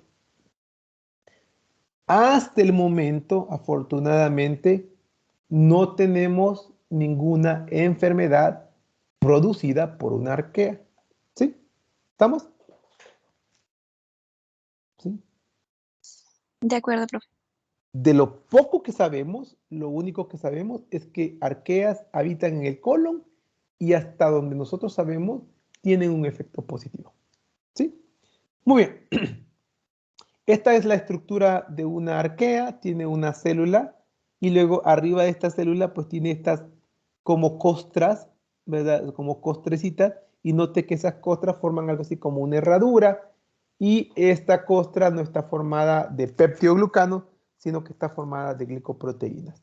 Esta es una capa protectora que protege a la bacteria de la temperatura alta, protege del ácido, protege de bacteriófagos y protege de todo el ambiente externo muy tóxico, muy tóxico. Entonces, estas arqueas pueden crecer en ambientes realmente, degradantes, ¿no? Muy, muy, muy, muy fuertes. ¿Sí? ¿Estamos?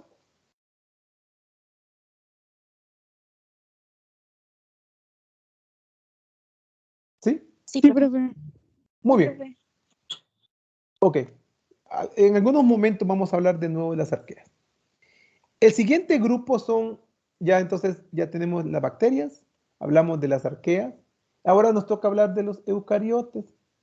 Dentro de los eucariotes, nosotros tenemos dos principales organismos que pueden causar enfermedad.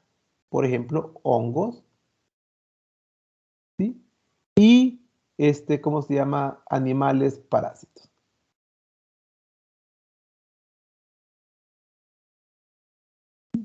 Entonces, hablemos primero de los hongos.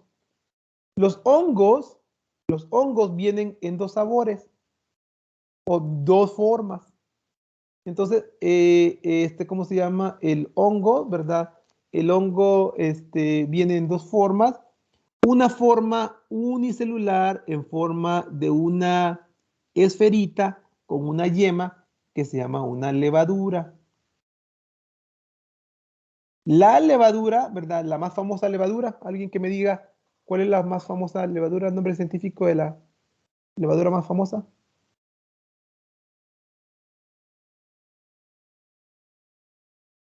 Saccharomyces cerevisiae. Ok, Saccharomyces cerevisiae, ¿no? Saccharomyces cerevisiae. Conocido típicamente como La levadura de la cerveza. la levadura de la cerveza. Y es importante porque convierte la glucosa, la convierte en alcohol, ¿verdad? En un proceso que llama la fermentación. ¿Sí? Muy importante porque con él producimos pan, ¿verdad? Producimos cerveza y los veganos, los que no comen proteína animal, pues muchos de ellos necesitan una fuente externa de proteína que no sea pura proteína de planta y la proteína de levadura, el extracto de levadura, pues es muy bueno, ¿no? Para ¿sí? ¿Estamos? Entonces, las levaduras, pues, son ¿cómo se llama? Unicelulares, es decir, que cada una de estas esferitas es una célula completa, ¿sí? ¿Estamos? Sí, profe. ¿Sí? Sí, Muy bien. profe. La otra forma, no sé por qué diablos, a lo mejor necesita una batería, ¿verdad? Porque no me está como que fallando. La otra forma de un hongo es en forma de filamentos. Entonces, aquí tenemos un filamento, ¿verdad? Y este filamento, aquí están los núcleos. Estos filamentos pueden venir en forma continua o pueden venir en forma, ¿cómo se llama? Comportamentalizada. ¿Ok? Entonces, este es un hongo y estos hongos, ¿verdad? Cuando son multicelulares, en forma de filamentos se conocen como mohos. Y es lo que nosotros observamos, ¿verdad? Aquí en una naranja que se echó a perder, ¿verdad? Esa naranja está contaminada con un hongo que se llama Penicillium notatum O también moho, acá tenemos ejemplo de un moho en la lengua, ¿verdad? Este moho que tiene un color blanquecino y este moho produce una enfermedad que se llama candidiasis oral.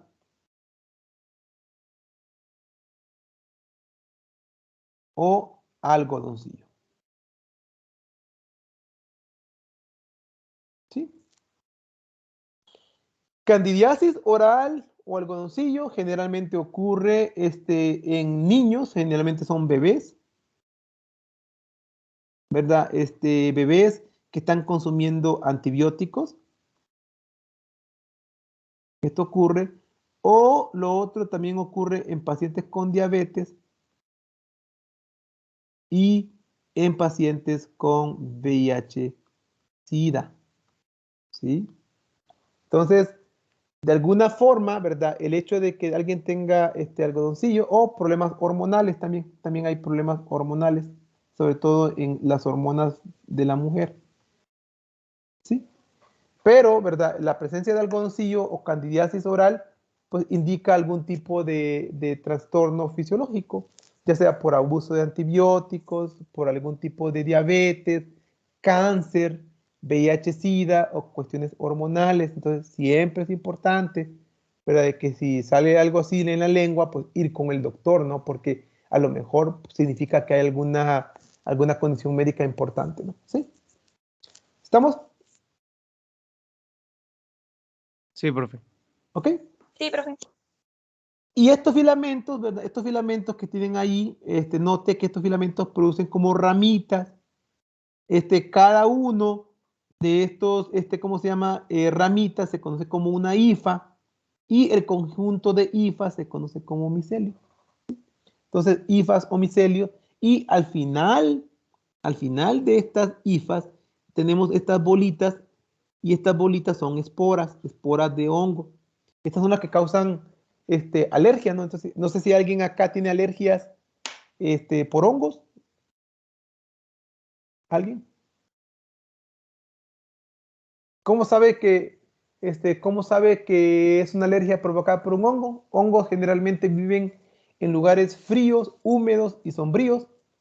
Entonces, por ejemplo, usted entra a una casa que está muy húmeda, que está muy fría, que está, ¿cómo se llama?, oscura, y entra y empieza a estornudar y a estornudar, a estornudar. Probablemente lo que está ocurriendo es que usted está inhalando esporas de esos hongos y esas esporas de los hongos le están produciendo una alergia. Sí, no sé si alguien, yo sufro de eso. No sé si alguien acá también tiene esos problemas, ¿no? Sobre todo cuando recién comienza a llover, ¿no? Sí, Yo, profe, de hecho, el año pasado en mi cuarto tenía moho en mi techo y imagínense. eso me generó muchos problemas respiratorios. Y desde que ya pues retiramos el moho y utilizamos pintura, creo que Ujú. O sea, hay unas una pinturas pintura, nuevas. sí, hay Ajá, una pintura especial para eso. ajá. Entonces la pusimos en mi cuarto y ya últimamente se desaparecieron esos problemas. Sí. No, y sobre todo en las ranuras. Yo tenía una ventana cuando vivía en Estados Unidos, una ventana que en la orilla, donde está el hule, estaba pero llena de hongos. Y cometí el error de sacarla sin máscara. No, hombre. Desde entonces me da una alergia, los hongos me dan una alergia terrible. Pero bueno, lo bueno es que únicamente da alergia, ¿no? O sea, no es muy raro que uno de esos hongos, ¿verdad? Crezca dentro del cuerpo, porque nosotros tenemos muy buenos sistemas de defensa contra hongos, ¿sí? A menos que tengas una condición médica, ¿no? Como por ejemplo lo que les decía, ¿no? VIH, SIDA, diabetes, cáncer o problemas hormonales, ¿no? Entonces, ¿sí? ¿Estamos? Sí, Sí, profe. profe. Disculpe, Dígame. también para que los hongos crezcan requieren de humedad, ¿no? Humedad, azúcar. Sí, Ok. sí. Pero sí, humedad, tiene que estar húmedo. Y los techos son muy húmedos, ¿no? Supongo. Ujú. Ajá, los techos y las paredes. Los ladrillos absorben mucha humedad, ¿verdad? Sí. Entonces, mire, los hongos, ¿verdad? Los hongos tienen una función importante también, ¿verdad? Que muchos de los hongos producen antibióticos, como por ejemplo la penicilina.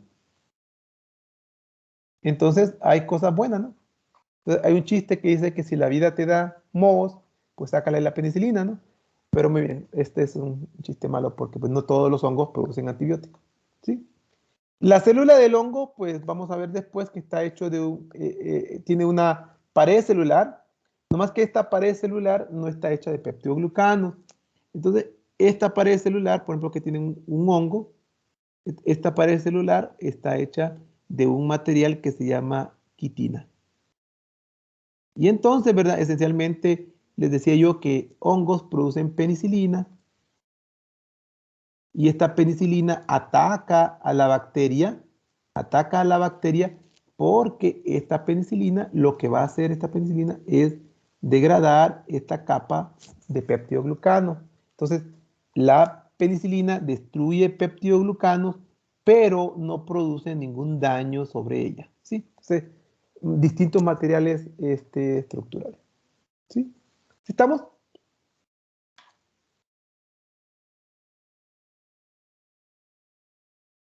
Sí, profe, gracias. Muy bien. Y finalmente, ¿verdad? Los últimos animales, los últimos microorganismos que vamos a estudiar nosotros, usted va a llevar una clase que se llama micología, va a ver de nuevo todos los hongos, y luego va a llevar una clase que se llama parasitología. Entonces, en los parásitos nosotros estudiamos animales parásitos, que son los helmintos o gusanos y los protozoarios.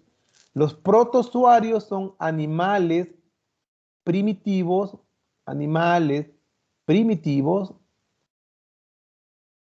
unicelulares,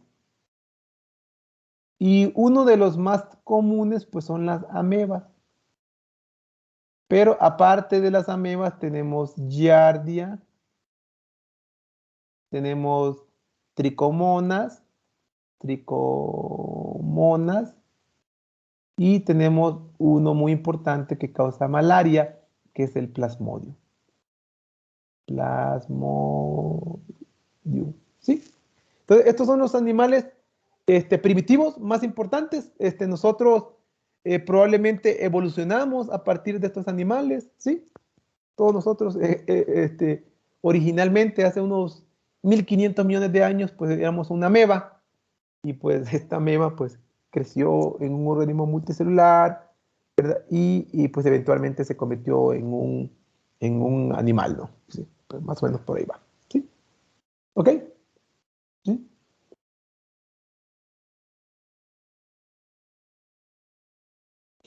Bueno. Sí, profe. Ok. Ok, muy bien. Las amebas, de hecho, se alimentan de bacterias, pero algunas amebas, pues, también se alimentan de nosotros y causan enfermedades, causan diarrea, causan infecciones del tracto urinario, etcétera, ¿no? Y los otros, ¿cómo se llama?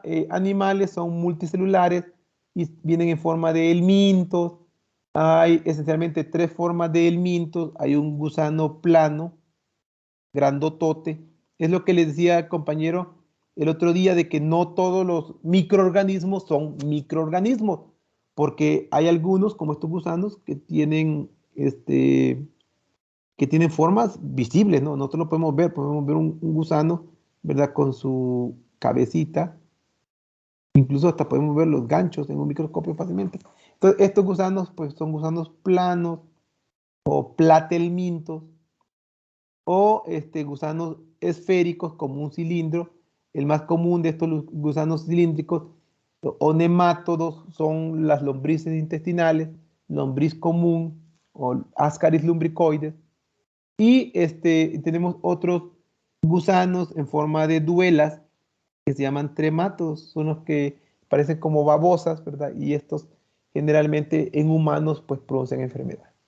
La mayoría de estos animalitos producen problemas gastrointestinales, producen desnutrición, como la tenia solitaria, la lombriz intestinal. Otros, como las duelas hepáticas, causan problemas del hígado, ¿sí? Entonces, pues sí, algunos de estos animales pues son importantes porque producen enfermedades. Acá tienen algunas imágenes, ¿verdad? Imágenes de Ascaris lumbricoides, de una duela grandota, y acá tienen un gusano plano. Entonces, como les decía, la microbiología pues estudia todos los microorganismos, pero aparte también estudia organismos que son más grandes que todavía podemos ver con la simple vista, ¿no? Como las lombrices y la tenia, y la razón por la cual la incluimos dentro del campo de la microbiología es porque estos animales causan enfermedades. ¿Sí? Muy bien. Entonces, no sé si tienen una pregunta antes de retirarnos. Por mi parte no, profe. Ok, muy bien. Entonces, miren chicos, agradezco, ¿verdad?, la participación, ¿verdad? Es muy importante para su desarrollo y para que vengamos a la clase a hacerla más activa.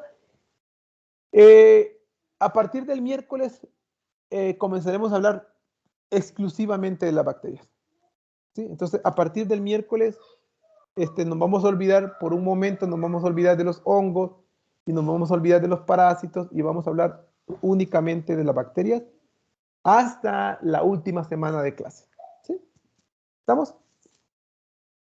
Sí, profe. De Muy acuerdo, bien. profe.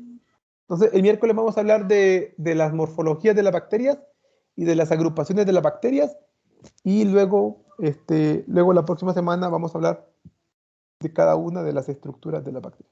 Bien, chicos, que tengan un feliz día y nos vemos el miércoles. ¿Sí? Misma hora. Gracias, profe. Hasta el miércoles. Gracias. Igualmente, No, profe. profe, Muy gracias. bien. profe, nos vemos. Muy bien. Que Gracias, tengan un buen profe. día, chicos. Buen Hasta día. luego. Hasta luego. Bye, bye.